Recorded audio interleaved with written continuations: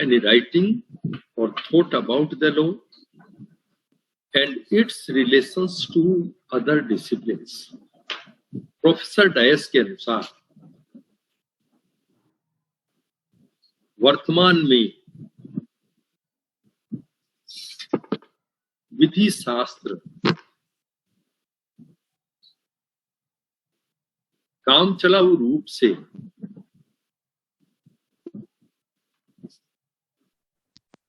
विधि के संबंध में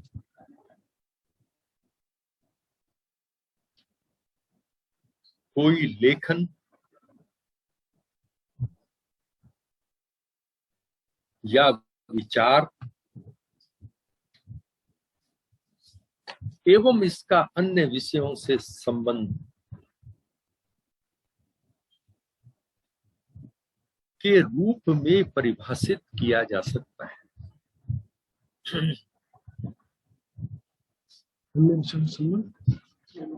के रूप में परिभाषित किया जा सकता है।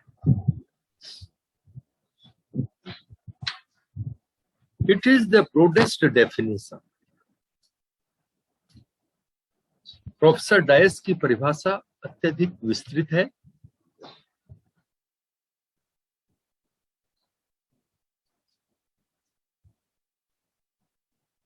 वे अपनी परिभाषा को वर्तमान समय तक सीमित रखते हैं। He confined his definition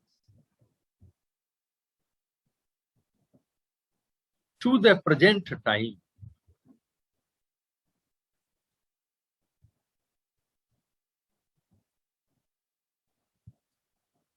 When he was defining it, actually,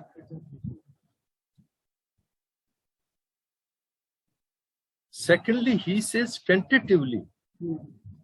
Tentatively means not authoritative.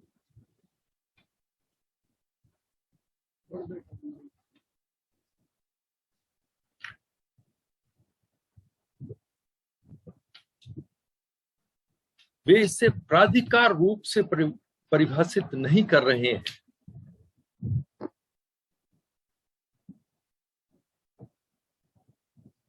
That is the politeness of the writer. वो कह रहे हैं कि मैं कोई इतना बड़ा विद्वान नहीं हूं जो इसको अथॉरिटेटिवली डिफाइन कर दूं। मैं तो काम चलाऊ रूप से मेरी जो पुस्तक लिख रहा हूं उसके लिए इसको डिफाइन कर रहा हूं। It shows his greatness that he defined it tentatively.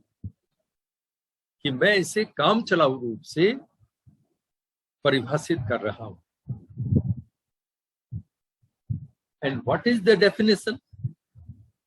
Any writing or thought about the law, any thought or writing about the law, law के विधि के विषय में कोई भी लेखन, विधि के विषय में कोई भी विचार, that is jurisprudence.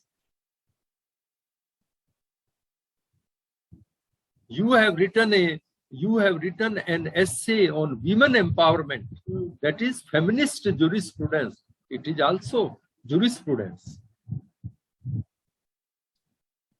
तो इसके बारे में कोई भी आप लेख लिखते हैं, कोई भी लेखन का कार्य या कोई भी विचार है विधि के विषय में, वही विधि शास्त्र है।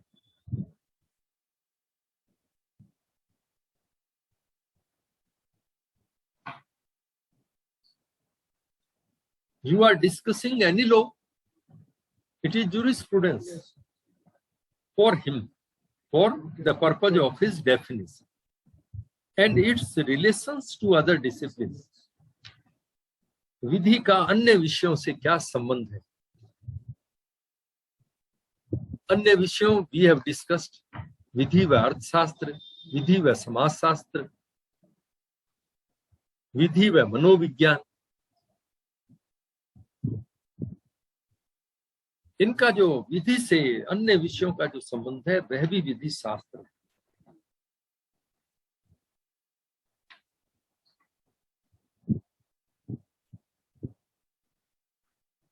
Dias has written a book on jurisprudence.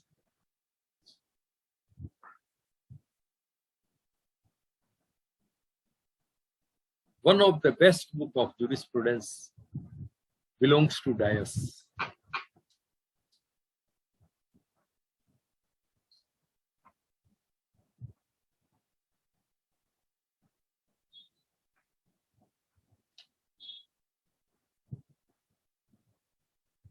तो ये हमने जूरिस्प्रूडेंस की कई डेफिनेशन देख ली, मुख्य मुख्य डेफिनेशन देख ली। Now come to the nature and scope of the jurisprudence. विधि शास्त्र की प्रकृति व क्षेत्र। What is the nature and what is the scope of jurisprudence?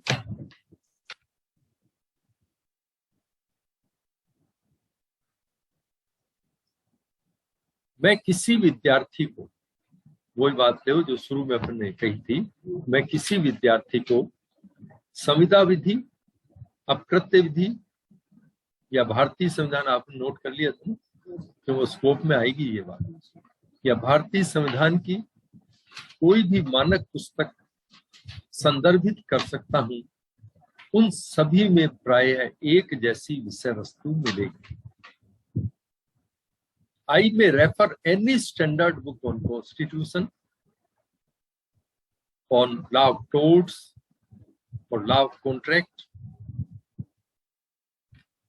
The matter would be similar in all of the books of any writer, but it is not so with the jurisprudence. परंतु विधि शास्त्र के साथ ऐसा नहीं है।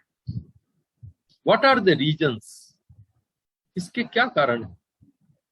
If we see the book of Friedman, there are various books on Friedman, Dias, Salmon, Professor Julius Stone, Keaton. All the books differ. विधि शास्त्र के साथ ऐसा नहीं है। मैं अगर विधि शास्त्र की आपको फ्रीडमैन की बुक रेफर करूंगा तो वह सामंड से पृथक होगी।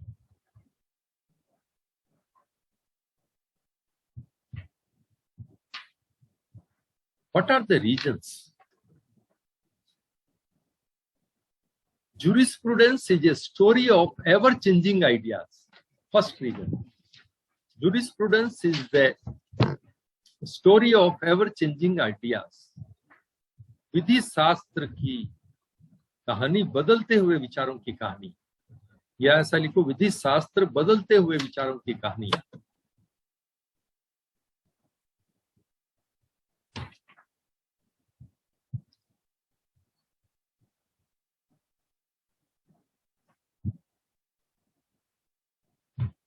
There is a frequent development in the contemporary social sciences. समकालीन समाज शास्त्रों में निरंतर परिवर्तन हो रहा है। समकालीन समाज शास्त्रों में निरंतर परिवर्तन हो रहा है। There is a continuous or frequent change.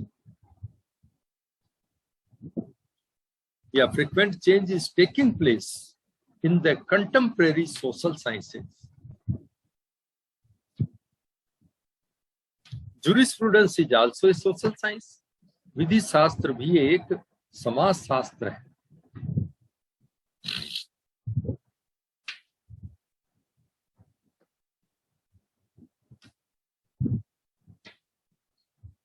हम कह रहे हैं कि समकालीन समाज शास्त्रों में निरंतर परिवर्तन हो रहा है, तो विधि शास्त्र में तो परिवर्तन अवश्यंभावी है, क्योंकि विधि शास्त्र भी तो एक समाज शास्त्र है। The other reasons are, अन्य रीजन्स को हम अलग तरीके से, ये दो बातें तो पहले लिख दी, अब अन्य कारण उनको अलग से बताएं।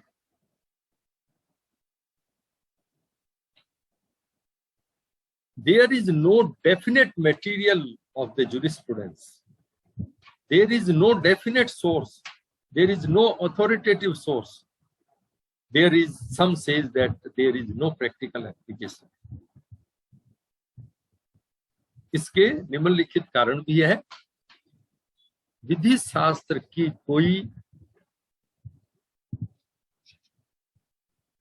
विशिष्ट सामग्री नहीं।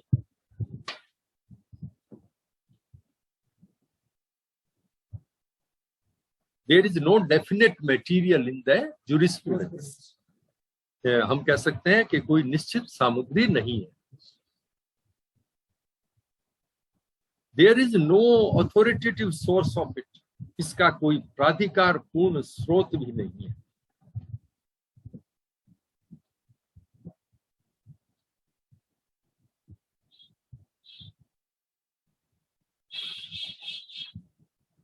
No definite material, no definite source, no practical application. Next, विधि शास्त्र की कोई व्यवहारिक उपयोगिता भी नहीं है।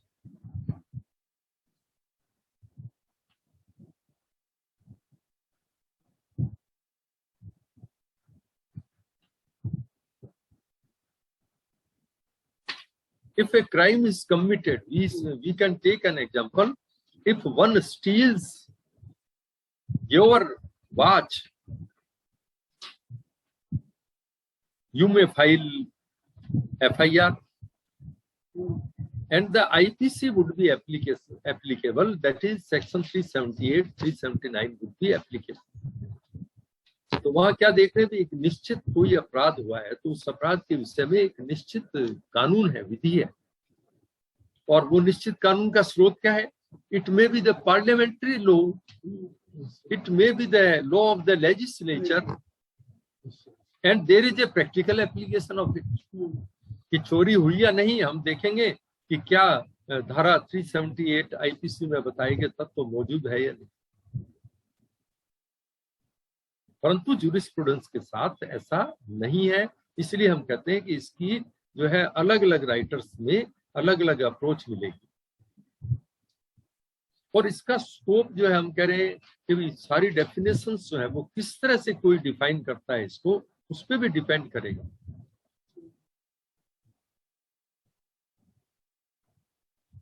अब नेक्स्ट पैरा में लिखें, नेक्स्ट पैरा में करते हैं। विधि शास्त्र का क्षेत्र इस बात पर भी निर्भर करता है कि कोई लेखक इसे किस प्रकार परिभाषित करता है।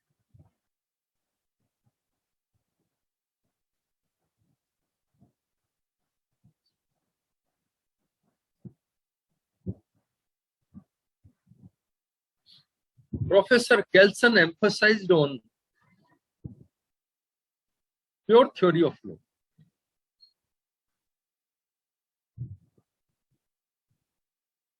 प्रोफेसर केल्सन ने विधि के विशुद्ध सिद्धांत पर बल दिया।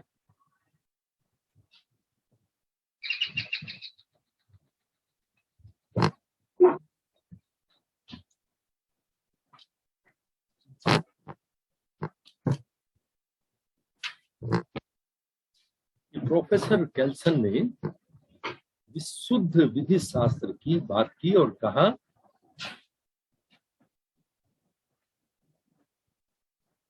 प्योर थ्योरी में क्या कहा कि यह इतिहास, मनोविज्ञान, समाज शास्त्र आदि से रहित हो।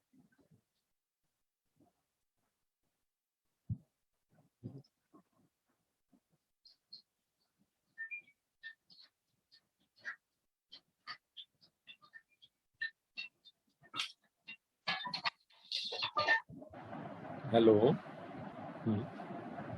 हाँ करती हूँ, करती हूँ।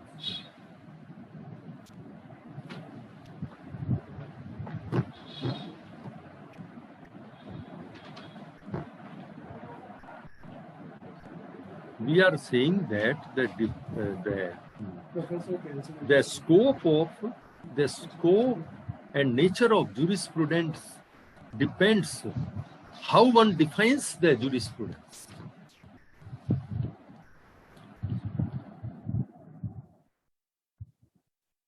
Professor Kelson confined his studies to pure law, that is free from history, economics, history, psychology, sociology, etc. जबकि प्रोफेसर रोस्के पाउंड ने सामाजिक अभियांत्रिकी की बात कही। रोस्के pound talked about social engineering, We shall continue this topic.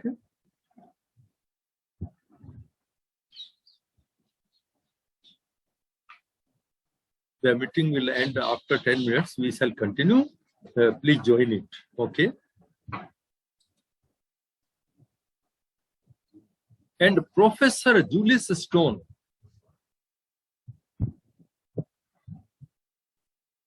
was one step forward to his guide Roscoe. Roscoe Pound के शिष्य थे प्रोफेसर जूलियस स्टोन। वो एक कदम और आगे गए और उन्होंने क्या कहा कि विधि को अन्य विषयों के प्रकाश में अध्ययन करना चाहिए।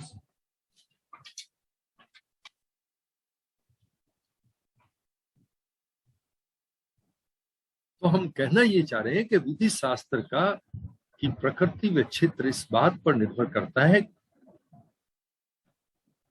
कि कोई लेखक इसे किस प्रकार परिभाषित करता है। तो परिभाषा पे डिपेंड हो गया ना। कईयों ने इसके स्कोप को बहुत ब्रॉडर कर दिया, कईयों ने इसके स्कोप को, ऑस्टिन आदि ने केवल पॉजिटिव लॉ तक सीमित रख दिया। Hello, good morning. बोलो। क्या नहीं, बोल नहीं लेना, ठीक है।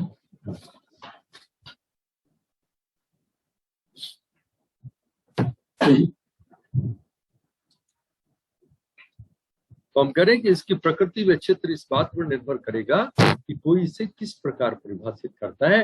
कुछ ने इसके स्कोप को जो है बहुत वाइडर कर दिया और कुछ ने इसके स्कोप को नैरोअर किया। और इसका हम क्या करें, इसका कोई डेफिनेट सोर्स भी नहीं है, इसलिए जो हमें अलग अलग लेखकों की पुस्तकों में अलग अलग अप्रोच, इसमें बड़ी गुंजाइश रहती है। तो हम कहेंगे ये दूसरे विषयों से काफी भिन्न है। Now what are the advantage of the study of jurisprudence. फिर हम जूरिस्प्रूडेंस पढ़ते क्यों हैं? विधि शास्त्र के अध्ययन के लाभ।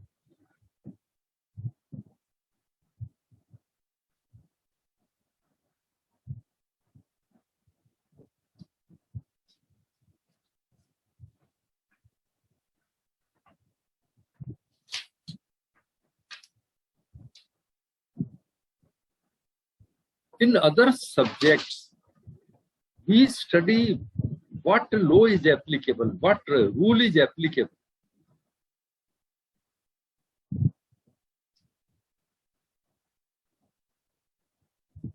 We study in the Constitution about the fundamental right. But we do not know what is the right. It is the jurisprudence which defines the right. What are the requirements of a valid right? What are the requirements of a law? What are the requirements of a valid rule?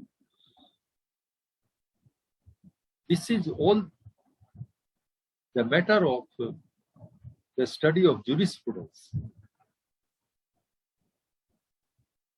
अन्य विषयों में इस बात का अध्ययन किया जाता है, अन्य विषयों में किसी नियम या विधि को लागू किया जाता है, जबकि विधि शास्त्र में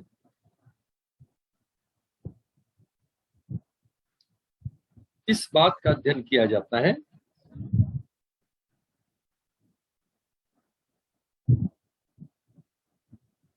कि what are the requirements of a valid rule, कि किसी नियम की वैधता के लिए क्या आवश्यक शर्तें हैं।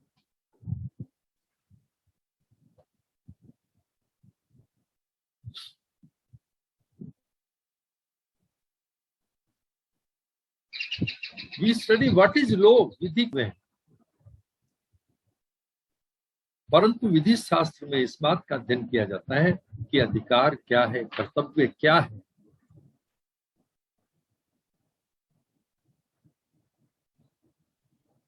What is meant by a right or what is meant by a duty? What is the relation between right and duty? अधिकार व कर्तव्य का क्या संबंध है?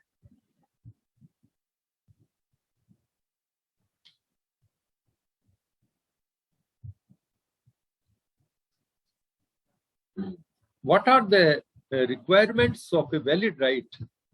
विधिक अधिकार की क्या आवश्यक शर्तें हैं?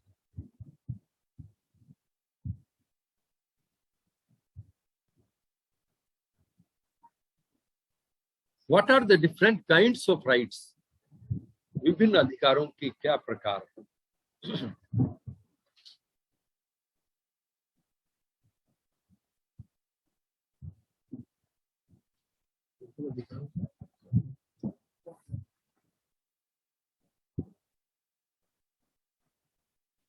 What are the different kinds of rights?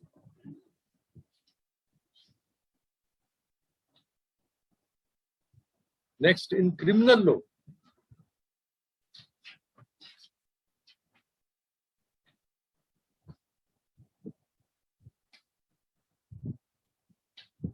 in some offenses, possession is an essential element. आपराधिक विधि में कुछ अपराधों के लिए कब्जा एक अनिवार्य तत्व है.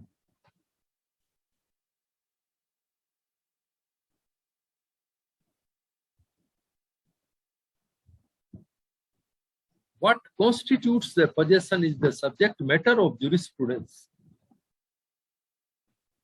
कब्जा किस प्रकार में क्या भेद है? स्वामित्व के विभिन्न प्रकार क्या है? What are the different types of ownership?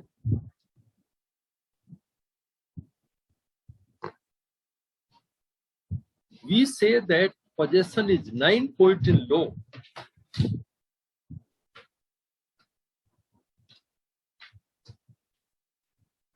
कब्जा स्वामित्व का 9/10 भाग है. सामान्यतया कब्जाधारी को स्वामी माना जाता है, परंतु हम कब्जा और स्वामित्व में भेद करते हैं. A tenant has possession but he is not owner. किराएदार का कब्जा होता है एक्चुअल, परंतु वह स्वामी नहीं है.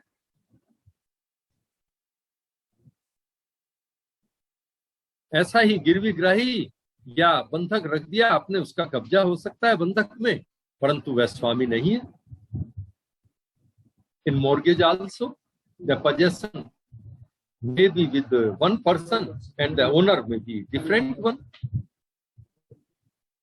बंधक, गिरवी आदि में भी कब्जा व स्वामित्व विभिन्न व्यक्तियों का हो सकता है.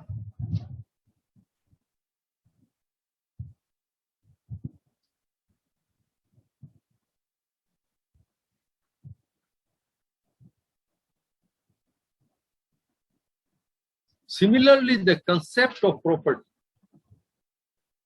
is also a subject matter of jurisprudence.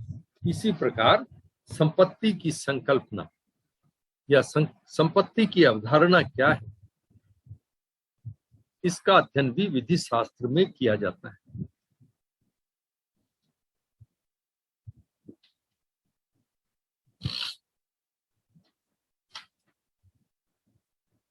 What amounts to the liability and what are the kinds of liability?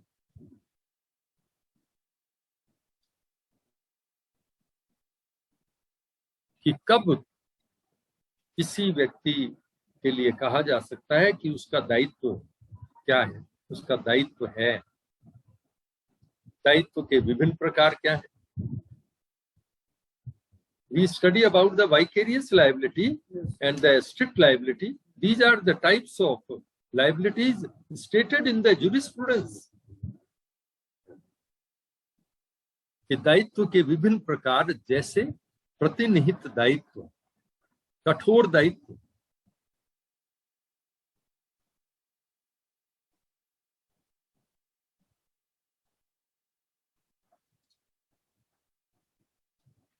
ये सभी विधि शास्त्र के अध्ययन की विषय वस्तु है. तो हम कहेंगे कि ऐसी अवधारणाएं जैसे अधिकार, कर्तव्य, कब्जा, स्वामित्व, संपत्ति, दायित्व, ऑब्लिगेशंस, आभार, ऑब्लिगेशंस या आभारों का भी अध्ययन विधि शास्त्र में किया जाता है।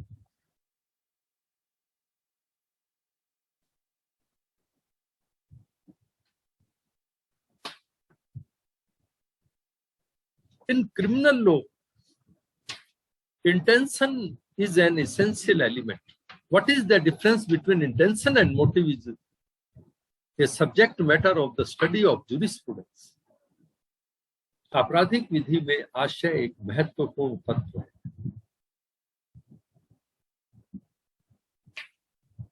आशय व हेतु में क्या अंतर है?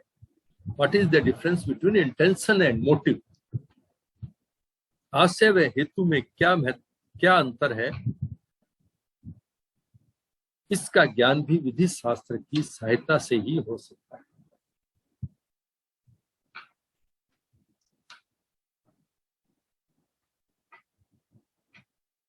There may be an intention to cause death, but the ultimate object may be to get some property.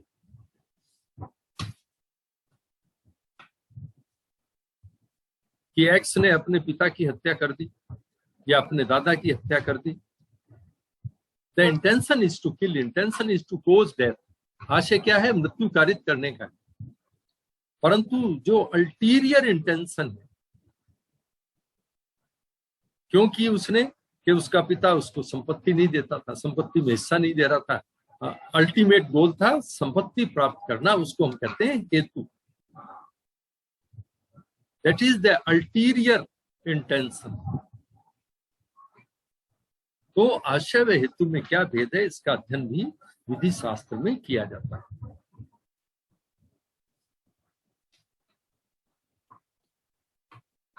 तो इसलिए प्रोफेसर लास्की क्या कहते हैं? Jurisprudence is eye of the law. Jurisprudence is eye of law. Professor Laski के अनुसार विधि शास्त्र विधि का नेत्र बिंदु है, नेत्र है।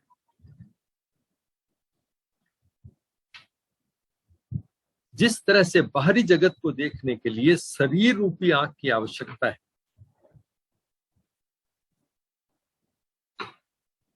for the outer world, eye as an organ of the human being is necessary or essential.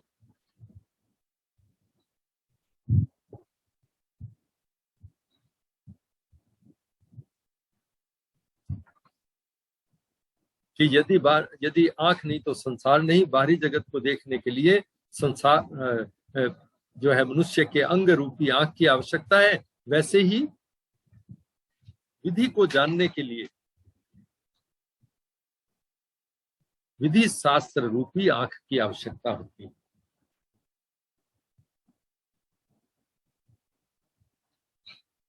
It gives an insight to the lawyer.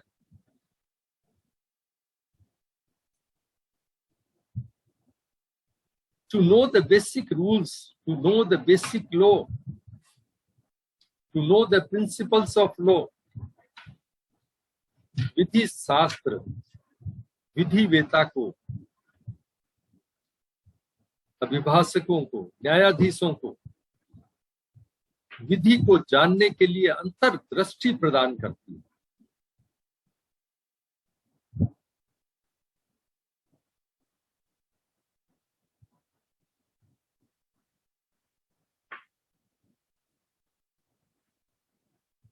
यदि आप किसी भी इंग्लिश के टीचर के पास जाएंगे कि मुझे इंग्लिश पढ़नी है, तो वो आपको क्या कहेगा?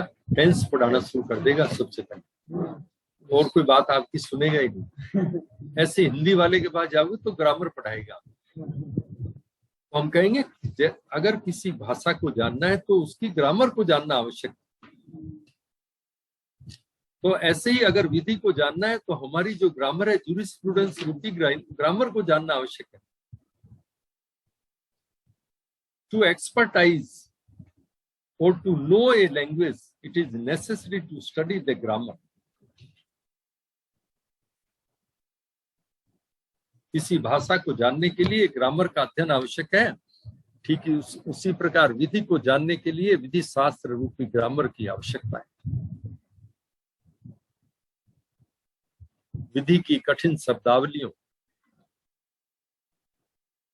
विधि के सूत्रों को जानने के लिए विधि शास्त्र को जानना आवश्यक है।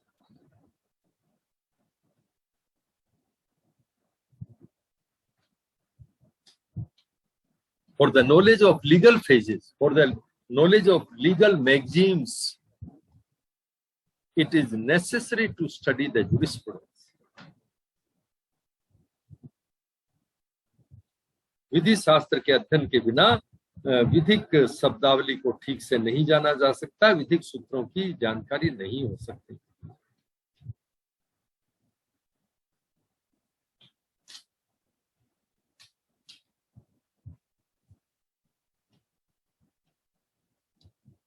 तो विधि के अद्यतन अध्ययन के लिए विधि शास्त्र का अध्ययन आवश्यक है। For the update knowledge of the law, it is necessary to study the jurisprudence.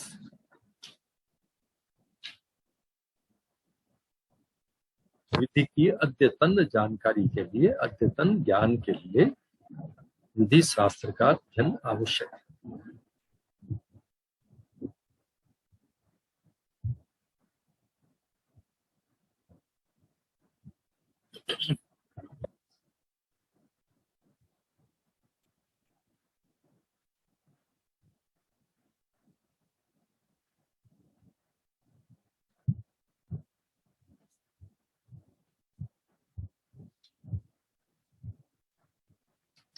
अब नेक्स्ट एक दो बातें और लीजिए।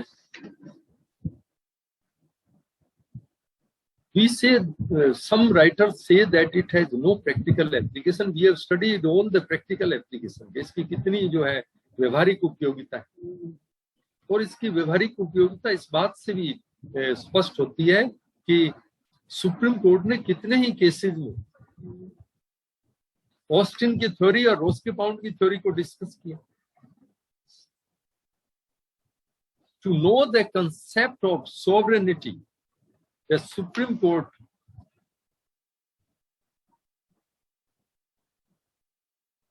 took the definition of Austin. संप्रभुता को जानने के लिए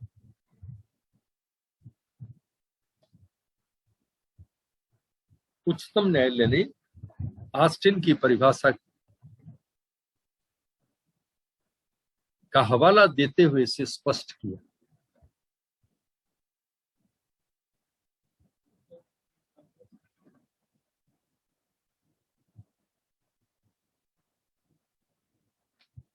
क्या करें,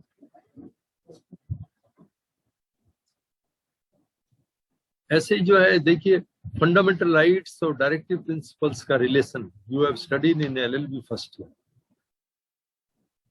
मूल अधिकारों व नीति के निर्देशक तत्वों के संबंध को स्पष्ट करने के लिए रोस्के पाउंड की सोशल इंजीनियरिंग थ्योरी को अप्लाई किया गया। सामाजिक अभियांत्रिकी के सिद्धांत को का उल्लेख किया गया, अपनाया गया।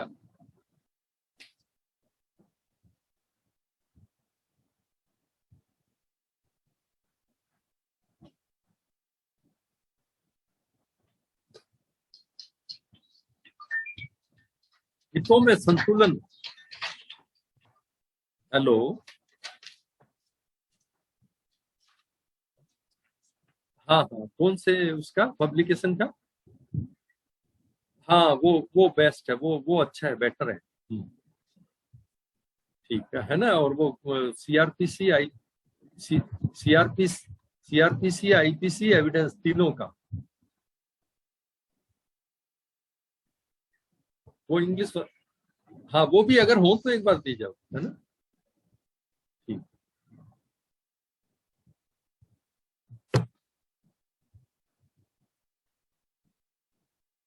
बैलेंस ऑफ इंटरेस्ट, हितों में संतुलन। there are some individual interest and there are some social interest. The fundamental rights are the individual interest, while the directive principles are social interest. जहां एक और मूल अधिकार व्यक्तिगत हित है, तो दूसरी ओर नीति के निदेशक तत्व सामाजिक हित है।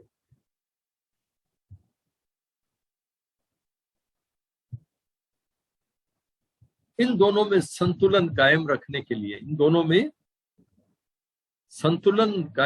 के लिए, रोस्के पाउंड के सिद्धांत को अपनाया गया।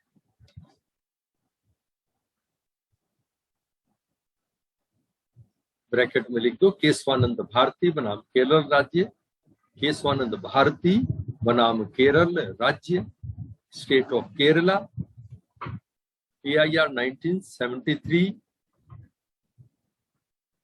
Supreme court.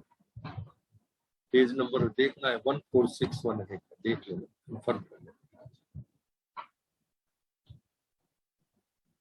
सर्टेन साइटेशंस जो है याद रखो, जैसे केशवानंद भारती का है, मिनर्वा मिल्स का है, मेनका गांधी का, इनका पूरा साइटेशन पेज नंबर से याद होना चाहिए आपको। तो आप देख रहे हैं ना कितनी प्रैक्टिकल एप्लीकेशन।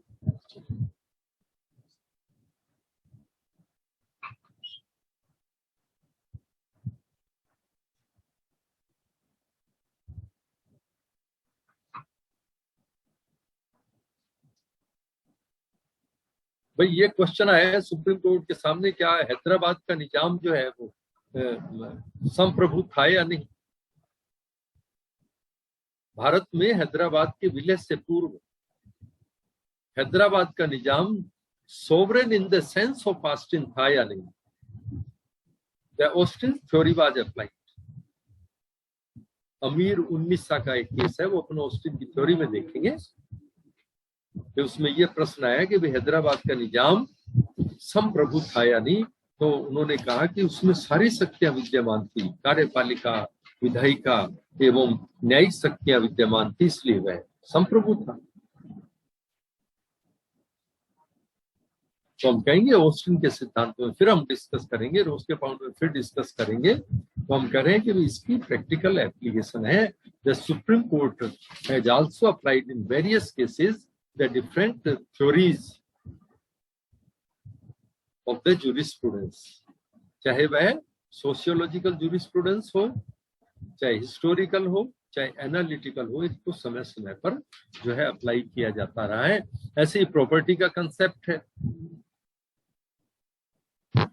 तो प्रॉपर्टी के कंसेप्ट को जानने के लिए सामंड की या अन्य जो भी डेफिनेशन है उन सबका हवाला दिया। ओनरशिप के लिए तो हम कहेंगे कि जूरिस्प्रूडेंस की बड़ी ही उपयोगिता है। जूरिस्प्रूडेंस से ही विधि की प्रकृति व क्षेत्र को जाना जा सकता है। With the help of jurisprudence one may know the real nature and scope of law. विधि शास्त्र की सहायता से ही विधि की प्रकृति व क्षेत्र का ज्ञान हो सकता है।